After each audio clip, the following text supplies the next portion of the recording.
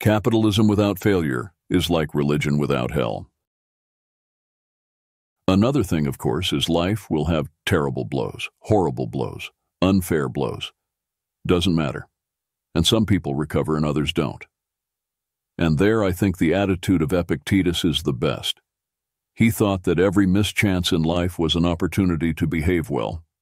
Every mischance in life was an opportunity to learn something, and your duty was not to be submerged in self-pity, but to utilize the terrible blow in a constructive fashion. That is a very good idea. I think life is a whole series of opportunity costs. You got to marry the best person who is convenient to find, who will have you. Investment is much the same sort of a process. I spent a lifetime trying to avoid my own mental biases. A. I rub my own nose into my own mistakes.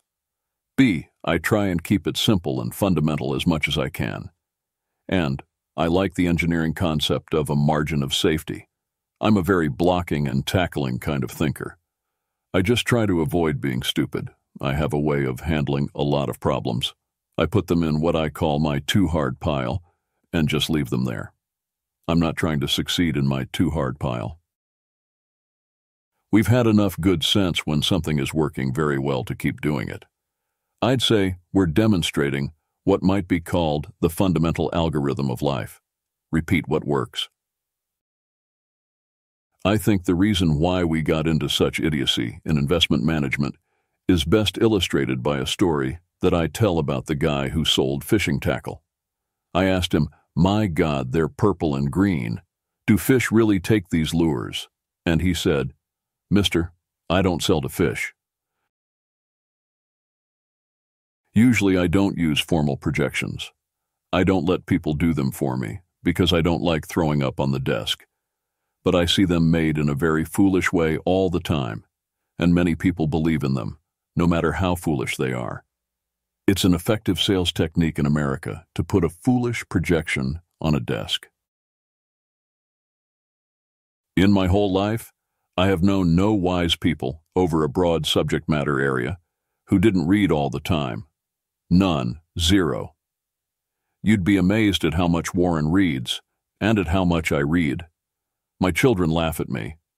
They think I'm a book with a couple of legs sticking out. Without the method of learning, you're like a one-legged man in an ass-kicking contest. It's just not going to work very well. I constantly see people rise in life who are not the smartest, sometimes not even the most diligent, but they are learning machines. They go to bed every night a little wiser than when they got up, and boy does that help, particularly when you have a long run ahead of you. I think that a life properly lived is just learn all the time.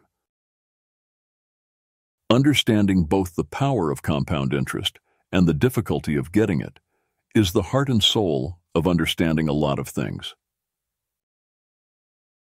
There are huge advantages for an individual to get into a position where you make a few great investments and just sit on your ass. You are paying less to brokers. You are listening to less nonsense. And if it works, the governmental tax system gives you an extra 1, 2, or 3 percentage points per annum compounded. Acquire worldly wisdom and adjust your behavior accordingly. If your new behavior gives you a little temporary unpopularity with your peer group, then to hell with them. Live within your income and save so that you can invest. Learn what you need to learn. I have a friend who's a fisherman. He says, "I have a simple rule for success in fishing. Fish where the fish are. You want to fish where the bargains are. That simple.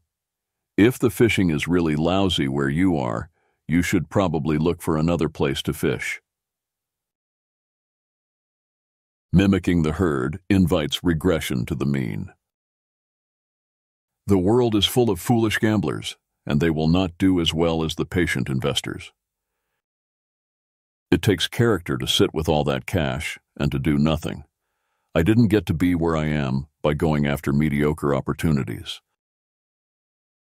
I find it much easier to find 4 or 5 investments where I have a pretty reasonable chance of being right, that they're way above average.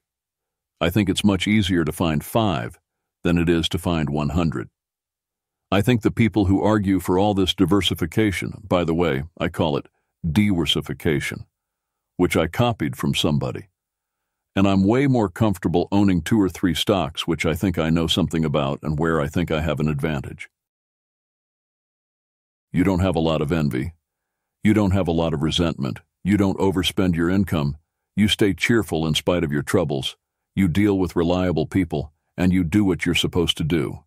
All these simple rules work so well to make your life better.